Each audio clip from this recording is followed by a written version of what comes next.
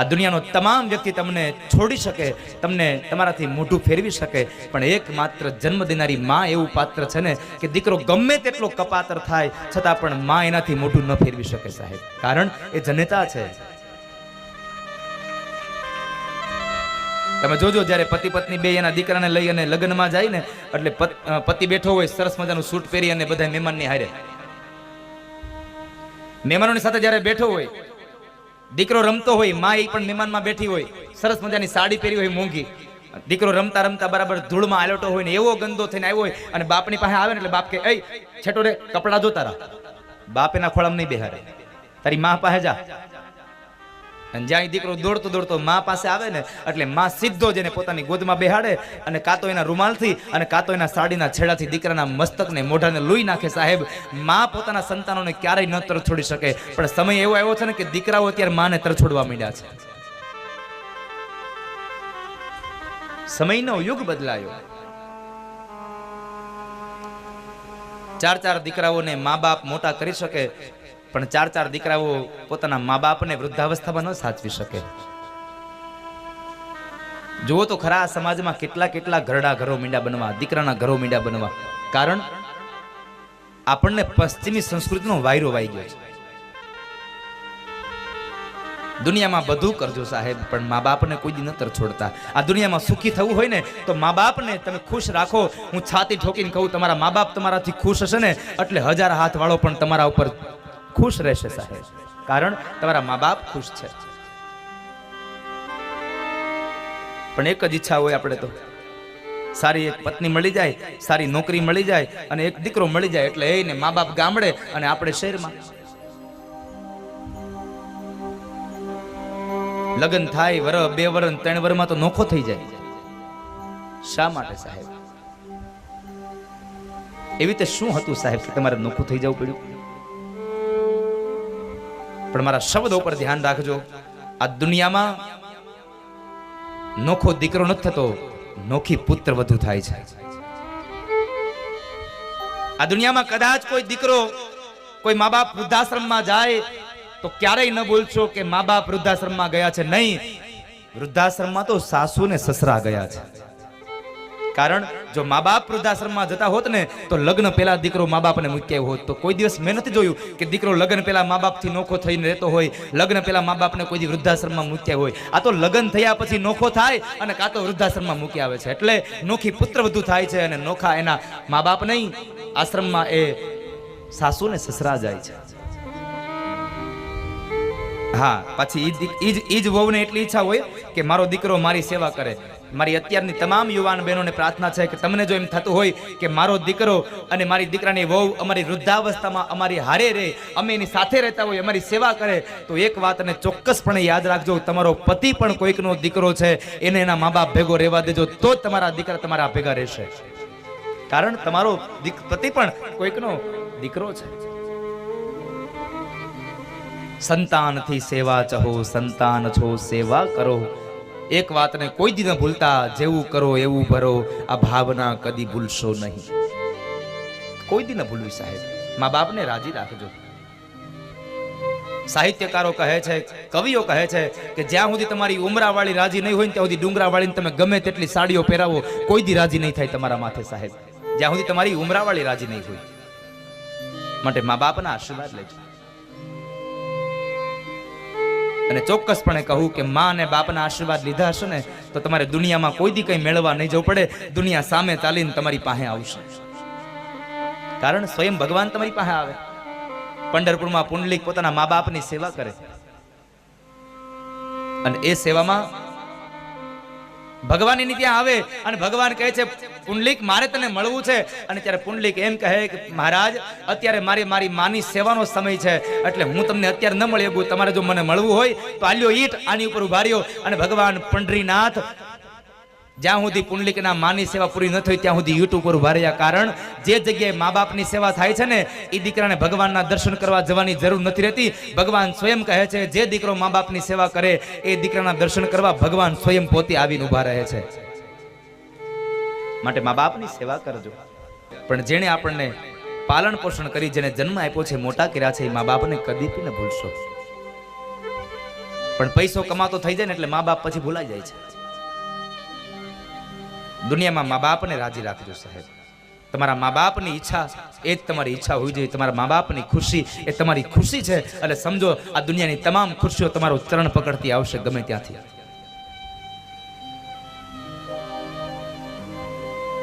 મારો પુનિત મહારાજ લખે છે, લાખો કમાતા હો ભલે પણ મા બાપ જે થી ના ઠર્યા. લાખો કમાતા હો ભલે પણ મા બાપ જે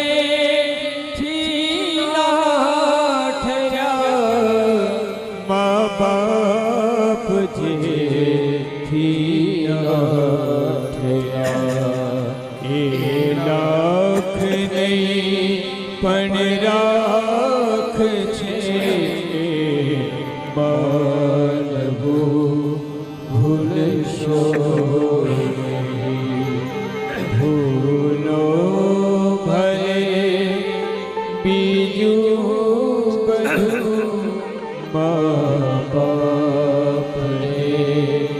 ભૂલશો ગણિત છે ભૂલશો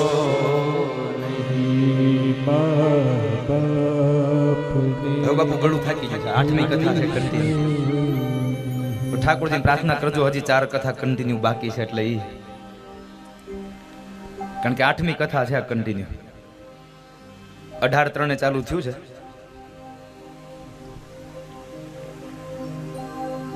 કઈ વાંધો નહીં, સંતોના આશીર્વાદ દર્શન ત્યાં સુધી ગાયા કરશું.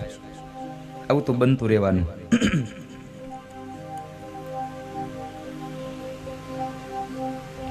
ધન કમાતો થઈ જાય એટલે મા બાપને ભૂલી જતો હોય છે સાહેબ સંતાન. આ દુનિયામાં બધું ભૂલી જાજો. મારા યુવાનોને પ્રાર્થના કરવી છે, ભૂલવી પડે તો તમારી જાતને ભૂલી જાજો, પણ જન્મ દેનાર મા બાપને ક્યારેય ન ભૂલશો. આજે ચોક્કસપણે કહીશ કે આ દુનિયામાં બીજું કોઈ રાજી થયું કે ન થયું, આ સમાજમાં આ કથા મંડપમાં કોઈ રાજી થયું કે ન થયું એની મને ખબર નથી, પણ અંતરિક્ષમાં આજે રતિલાલ ભાઈનો આત્મા એટલો પ્રસન્ન થયો હશે સાહેબ કે આજ મારા દીકરાઓએ મારી પાછળ જ કથા બેસાડી છે. આજ મારી પાછળ કથા બેહાડી છે. મારા દીકરાઓએ આજ મને મોક્ષ માટે કેવડું મોટું આ મારા પાછળ કામ કર્યું.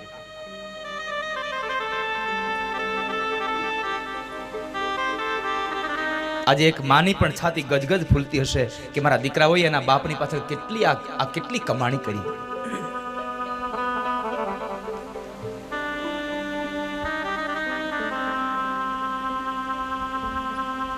સરસ મજાનો પ્રવેશ દ્વાર બનાવ્યો એની સ્મૃતિમાં.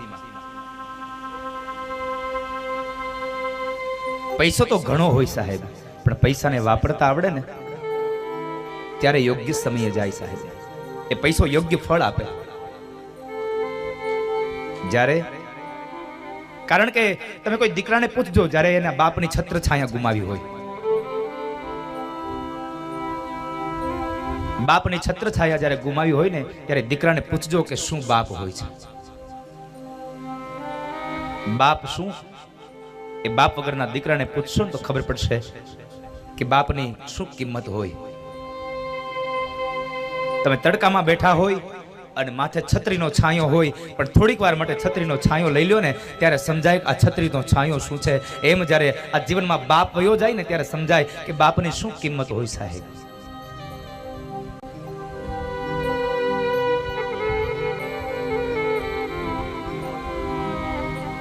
આજે ખૂબ પ્રસન્ન થયા છે એ આત્મા. આજ ગજગજની છાતી ફૂલતી છે. મારા દીકરાઓએ મારી પાછળ આજ કથા કરી.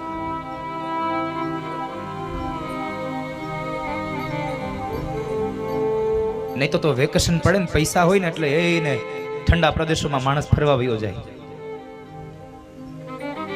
હે પણ આને ફરવા ન ગયા, બધાને અહીંયા લઈ આવ્યા સાહેબ. શરીરને શીતળતા આપે ને એવું કામ ન કર્યું, પણ એને તો કામ કર્યું અંતરને શીતળતા આપે, હૃદયને શીતળતા મળે ને એવી આ કથા બેહાડી સાહેબેડે.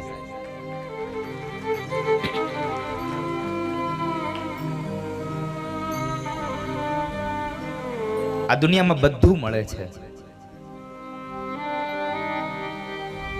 પણ એક મા બાપનો પ્રેમ દુનિયામાં ક્યાંય નથી મળતો સાહેબ. દુનિયામાં બધું મળે છે, પણ મા બાપનો પ્રેમ ન મળે ક્યાંય. એટલે તો કહેવું પડે, બીજા બધા મળજો પણ માં કોઈની મરશો. માં કોઈની માં ન મરશો. દુનિયાની તમામ સંપદા લઈ અને નીકળી જાઓ, બધું મળે, પણ મા બાપનો પ્રેમ ન મળે સાહેબ.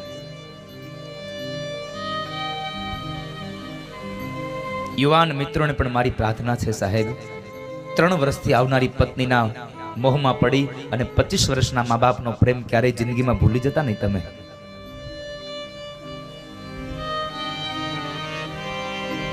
મા બાપ છે, કદાચ જૂની રૂઢીના હોય તો કદાચ બોલે ન, સાંભળી લેવાનું સાહેબ. પણ સાથે સાથે મારે આજે વડીલોને પણ પ્રાર્થના કરવી છે કે હે વડીલો, સમયના અંદાજે, સમયને અનુરૂપ તમે પણ થોડીક સમયની સાથે ચાલતા શીખજો. કારણ અત્યારના યુવાનો છે, કદાચ એ સમયમાં ચાલતા હોય તો એ સમયમાં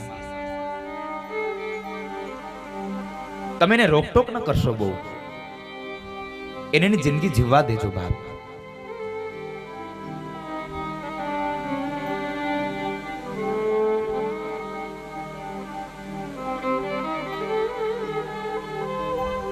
બધું મળે સાહેબ, પણ જિંદગીમાં ગયેલો મા બાપનો પ્રેમ ક્યારેય ન મળે. પણ એક જ વસ્તુ યાદ રહે, એના સદગુણો. જાનાર તો જતા રહ્યા, સદગુણ એના સાંભળે સાહેબ.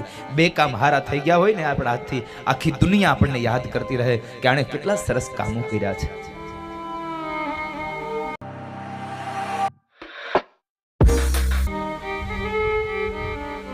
લક્ષ્મી ગયેલી સાંપડે, પણ મા બાપ ગયેલો જીવ પાછો ન આવે સાહેબ. અને પુનિત મહારાજ અંતિમ પંક્તિમાં લખે છે, ધન ખર્ચતા મળશે બધું, પણ માતા પિતા મળશે નહીં. ધન ખર્ચતા મળશે બધું, પણ માતા પિતા મળશે નહીં. સેવા કરશો ને તો તમે તો સુખી થશો, પણ તમારા સંતાનો પણ ખૂબ સુખી થશે.